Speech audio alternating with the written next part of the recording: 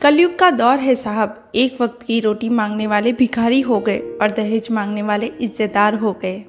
दहेज प्रथा हमारे समाज की सैकड़ों बुराइयों में से एक है जो हर साल हजारों मासूम लड़कियों की मौत की जिम्मेदार बन गई है।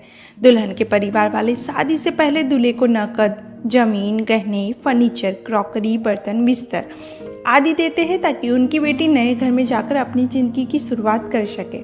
लेकिन अब दहेज प्रथा देने वाली प्रथा नहीं लेकिन मांगने वाली प्रथा बन गई है। आज दहेज प्रथा एक अभिशाप बन चुका है। छोटे से बड़े सभी शादियों में दहेज की मांग को देखा गया है। ऐसा ही एक बहुत दर्दनाक किस्सा है आयशा का। आयशा, हाँ, वो ही आयशा जिसने सिर्फ कुछ दिनों पहले ही अहमदाबाद की साबरमती नदी में कूदकर अपनी जान दे दी। आयशा की उम्र सिर्फ 23 साल थी, जिसका पूरा नाम था आयशा अफजर खान। आज आयशा के वीडियो ने लोगों को झकझोर कर रख दिया है। आप में से भी ऑलमोस्ट हर किसी ने उसका वीडियो न्यूज़ में या किसी भी सोशल नेटवर्किंग साइट्स में देखा ही होगा, जो उसने सुसाइड करने से पहले बनाया था। 2018 में आयशा की शादी हुई थी।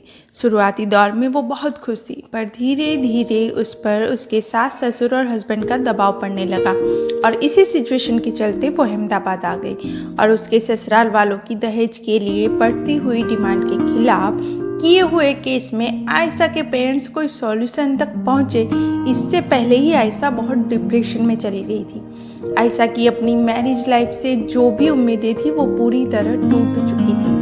इस वजह से वो साबरमती रिवर फ्रंट में सुबह में चली गई और वहां जाकर उसने अपने पति से कॉल पर बात की। जब उसने बताया अपने पति को कि वो सुसाइड करने जा रही है, तो उस बेरहम पति से उसे ये आंसर मिला कि जो करना है करो और जो भी करो उसका वीडियो बनाकर भेज देना। इसलिए आयशा ने एक वीडियो बनाया जिसमें उसने सब कुछ बताया कि वो ये कदम क्यों उठा रही है। और सबसे ज़्यादा चौंका देने वाली बात ये थी कि सब कुछ बोलते बोलते उसके चेहरे पर एक दर्दनाक भरी मुस्कान थी, जिसको देखकर ये अंदाज़ा लगाया जा सकता है कि वो किस हद तक तड़पी थी और दिन रात रोई थी। अगर अपने पति को किए लास्ट कॉल में भी उससे कुछ ठीक ठाक आंसर मिलता तो शायद वो आज जिंदा होती, लेकिन उसके खुद गर्ज पति से ऐसे आंसर मिलने के बाद आयशा का सुसाइड करने का फैसला और मजबूत हो गया, क्योंकि उसने उसके पति से प्यार के अलावा कुछ मांगा ही नहीं था।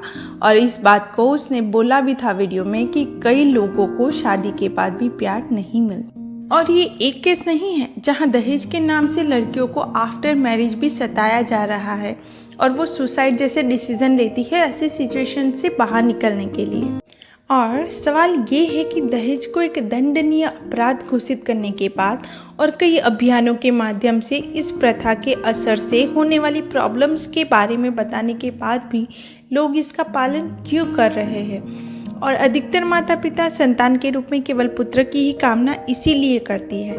कन्या भ्रूण हत्या इसीलिए होती है, जो कि कानूनन अपराध है और महापाप है।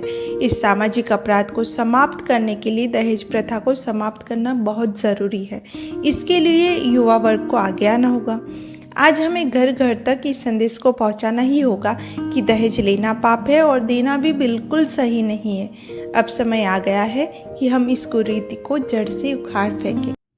अभी तक मेरे किसी भी वीडियो को शेयर करने के लिए मैंने कभी नहीं कहा, लेकिन इस वीडियो का शेयर होना क्यों ज़रूरी है ये आप मुझसे बेहतर जानते हैं। मैं नेहा शर्मा आयशा के लिए जस्टिस की डिमांड करती हूँ और फिलहाल PVF चैनल से भी साइन आउट होती हूँ।